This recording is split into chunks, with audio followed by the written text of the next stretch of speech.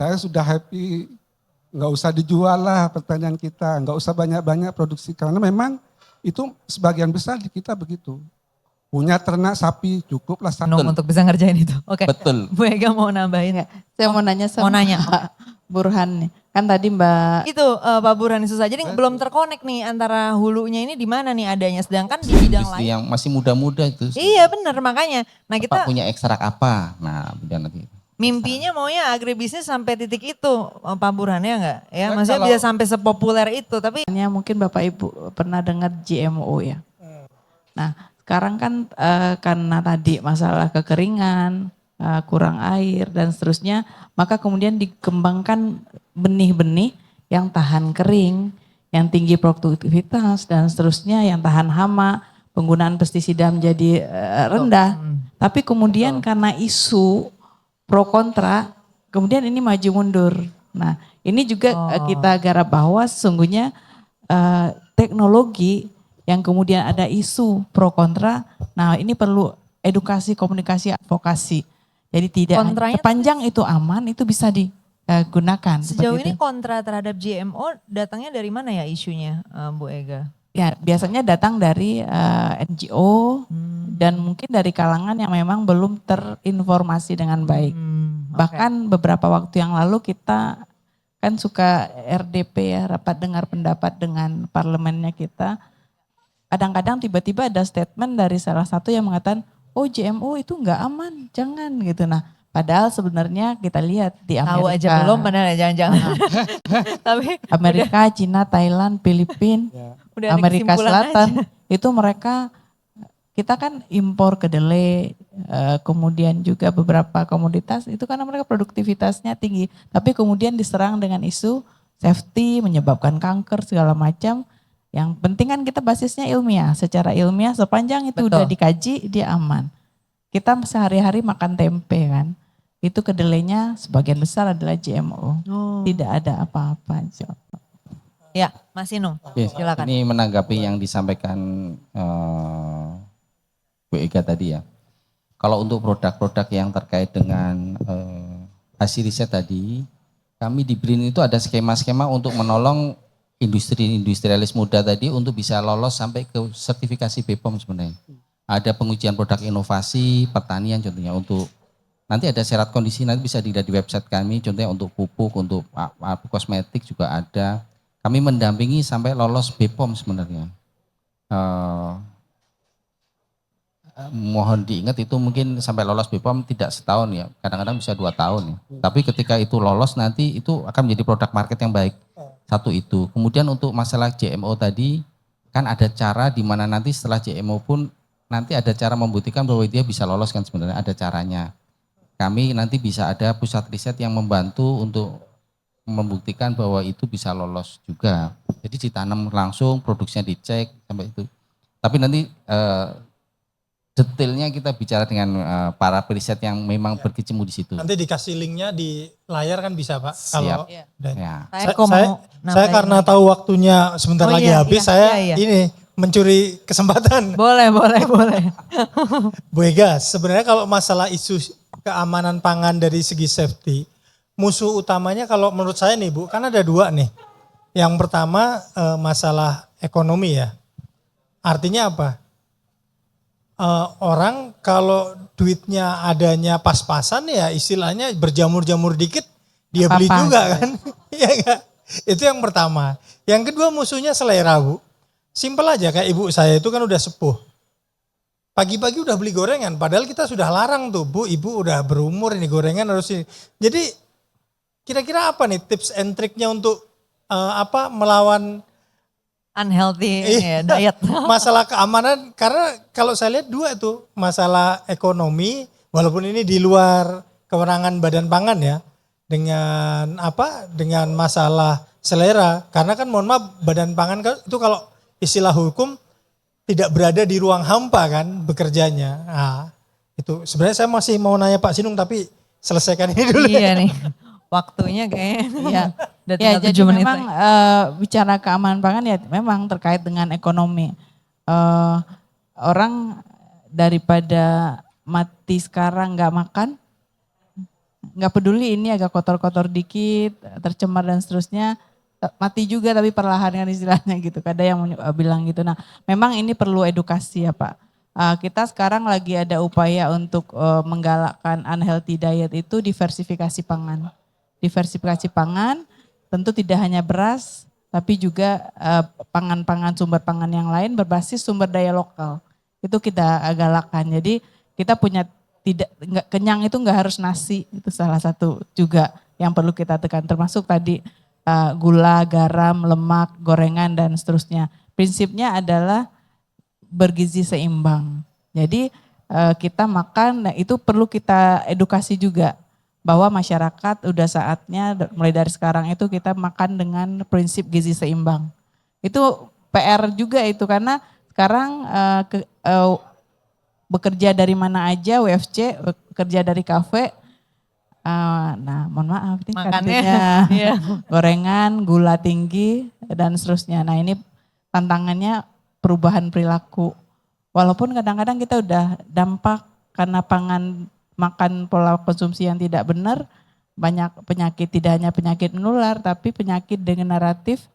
Sekarang kan shifting dari penyebab kematian tidak dari penyakit menular tapi penyakit tidak menular ya.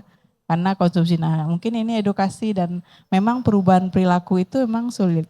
Survei membuktikan mereka udah diberikan pengetahuan, mereka tahu, dampaknya juga tahu tapi tidak merubah perilaku. Nah itu yang memang tantangannya. Tahu sih ini tapi enak, nah itu tadi selera. Mungkin perlu. Tapi enak dikit-dikit nggak apa-apa lah. Jangankan yang masyarakat awam yang paham saja, teman-teman waktu saya dulu masih di Badan POM ini jajan-jajan di luar, kalian kan tahu itu pewarnanya merah sekali, bukan pewarna makanan. Gak apa-apa Bu, dikit sesekali gitu. Nah itu yang paham, gimana yang Kali-kali di luar. Mungkin Nah, itu. perubahannya kadang-kadang kalau terlalu ekstrim susah ya, tapi Ya. kita mulai mungkin agak incremental misalnya dari sisi pengolahan si Ya. penjual makanannya ini Ya. apa yang bisa dibuat supaya lebih sehat gitu ya. Perlahan-lahan. Heeh. Oke, saya ingin nanggapin juga tadi ya Pak mau Sino kalau nambahin Mas sedikit Sinung. kalau Silakan, izin, silakan. ngurus izin itu lama. Nah ini juga menjadi tantangan buat generasi muda yang berpersepsi bahwa malas untuk buka usaha dan seterusnya karena izinnya lama. Nah itu sebenarnya opini yang dibentuk. Sekarang pelayanan publik itu sebenarnya udah cepat. Cuman dalam waktu beberapa hari apalagi sekarang online. Itu udah keluar tapi kadang-kadang ada oknum nih. Mungkin ini dari teman-teman. Ada oknum yang kemudian berperan sebagai dalam tanda kutip biro jasa. Katanya makelar, kami bantu layanan dan mereka matok harga. Dan itu nanti dilama-lamain seolah-olah memang lama dan memang mahal. Nanti ujungnya adalah seolah perizinan itu lama dan mahal. Padahal PNBP-nya hanya 50.000, 100.000 untuk bayarnya. Mungkin itu. Makasih Bu Ega. Masih bisa sedikit lagi lah 5 menit lagi. Bisa lah ya. Iya boleh, boleh. Pak Sinung, ini masalah riset ya Pak ya. Pertama kalau kita lihat, kalau BRIN saya rasa kemampuan risetnya pasti mumpuni lah. Bahkan jumlahnya juga sampai 10.000 kan Pak. Tetapi sekarang challenge-nya terutama di bidang pertaniannya ini kan asas manfaatnya ya Pak ya. Manfaatnya itu artinya untuk petani-petani yang mohon maaf kadang-kadang ngirim WA juga salah kirim dia kan Pak. Termasuk saya kan Pak. Nah ini kan tantangan sendiri Pak. Nggak bisa dia itu ngeklik situs ini kemana, ramalan cuaca, ngekliknya gimana. Nah apa nih upaya-upaya menjembatani antara hasil riset dengan kemanfaatan. Kalau untuk korporat kan pasti mereka punya resource ini. Tetapi kalau memang hasil risetnya BRIN mau dimanfaatkan oleh petani yang sudah sepuh 50 tahun ke atas segala macam. Atau petani walaupun muda belum tentu melek teknologi juga Pak. Kadang-kadang mereka terlalu instan kayak anak saya nih. Kalau swipe-nya kelihatan nggak terlalu ini langsung swipe dia Pak. Berarti kan harus menarik juga tuh tampilannya apa segala macam. Kira-kira upayanya bagaimana itu Pak? Oke. Apa masih dipikirkan? Enggak, Pak. Enggak. Ini jadi kita memang udah memikirkan itu dari awal ya, Pak. Jadi ketika kita masuk ke area ini, kita lihat off-takernya siapa nih off-takernya. Kita bergerak berdasarkan off-taker tadi. Jadi kalau yang sifatnya UMKM, tadi kan kita bisa ngakses melalui Gapoktan. Jadi ada hal-hal yang memang harus ke petani langsung, tapi ada juga yang melalui gabungan kelompok taninya katakanlah. Jadi mereka akan kita edukasi melalui Gapoktannya. Gapoktan itu bisa koperasi, bisa ada apa. Nah itu ada yang melalui situ Pak. Nah tapi ada sesuatu yang kita perlu suatu industri tersendiri. Contohnya benih Pak. Benih dari yang label kuning ke label putih. Kita perlu ngejar ke benih-benih, produsen-produsen benih. Karena kalau itu perorangan kan kita nggak mungkin benih ini kalau kan dikirim ke Sulawesi gitu. Kalau perorangan kan kirim satu-satu kan susah. Kita berusaha bergerak sesuatu yang impactnya lebih tinggi dulu. Nanti kalau udah lebih tinggi lagi, nanti baru yang bawah-bawah kita ngikutin. Jadi ada langkah-langkah yang mungkin perlu dilakukan supaya bisa ngakses impactnya besar dulu gitu. Hasil bisa kan bisa Saya nambah ya. Iya. Jadi ini menarik di perguruan tinggi sekarang sudah melaksanakan program mempertemukan antara inventor dengan industri. Itu kalau dalam proyeknya masih 1:1. 1:1 yaitu kalau inventornya nilainya sekian, industri harus investasi sekian. Itu sudah mulai. Tapi ini kesempatan bagi anak-anak muda ya. Banyaknya peneliti-peneliti kita, banyaknya temuan-temuan mereka harus ada, apakah itu institusi atau lembaga yang mencarikan jodoh para peneliti ini dengan dunia industri. Kalau dibiarkan kepada penelitinya, lalu sibuk dia di kantor itu melakukan penelitian. Harus ada anak-anak muda mungkin seperti Kak Kania ya. Jadi bisa mencari inventor-inventor di BRIN kan ribuan jangan-jangannya. Itu harus kita ambil beberapa yang mungkin potensial untuk dikembangkan di dunia industri dan itu harus dijodohkan gitu. Harus ada macam belangnya gitu. Dan ini pasti menjadi menjadi bisnis baru ke depan. Oke Pak, saya tambah sedikit ya Pak. Pak Eko nanti saya undang Agustus Pak. Tanggal 8 sampai tanggal berapa? 13 nanti ada temu bisnis Pak. Khusus untuk yang pertanian pangan di tempat kami. Saya udah tak kira mau nikah lagi. Pak. Nanti di situ temu bisnis nanti akan ada beberapa produk kami yang akan pertanian ya khusus itu.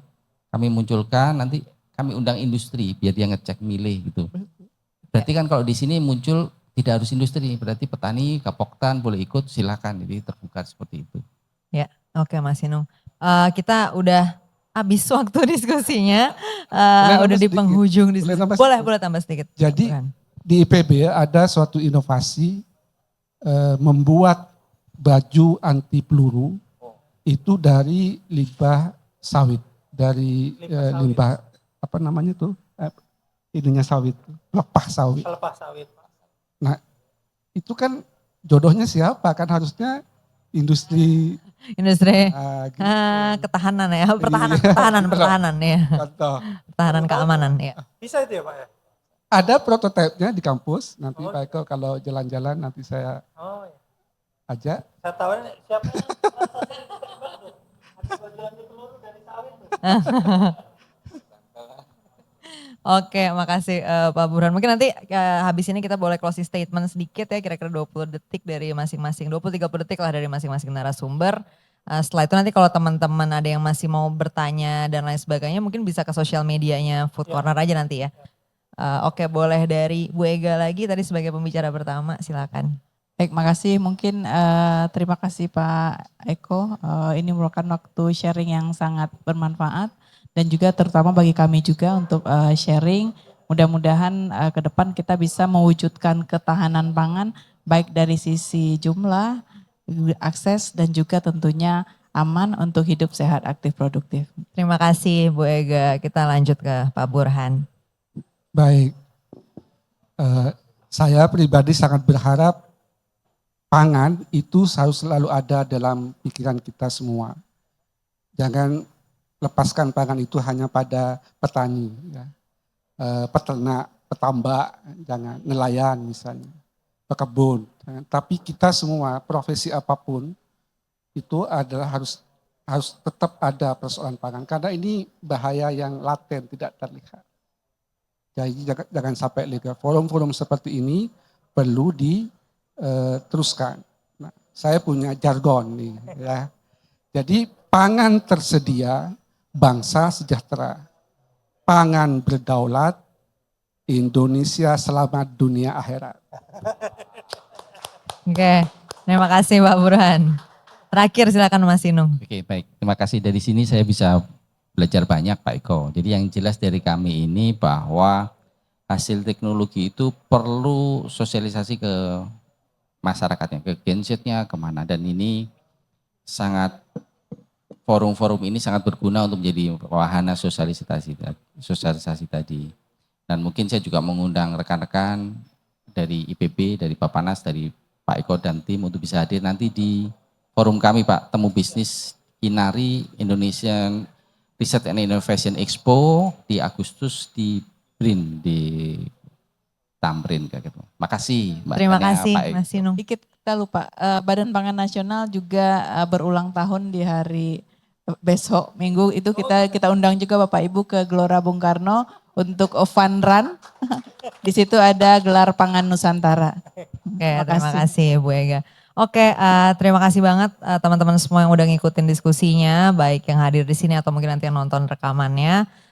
Saya Kania, tadi udah menjadi moderator diskusi ini, undur diri dan sampai ketemu mungkin di diskusi-diskusi lainnya tentang ketahanan dan keamanan pangan. Thank you.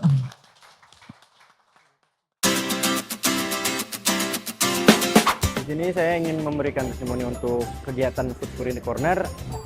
Untuk kegiatan ini sangat menginspirasi dan untuk yang dibicarakan oleh para narasumber dan yang diberikan kepada kami sangatlah bermanfaat karena ada beberapa hal-hal yang dahulu saya tidak ketahui, namun saat ini setelah mendapat ilmu dan wawasan dari narasumber-narasumber tersebut, saya menjadi mengetahui hal-hal yang saya belum ketahui terdahulu.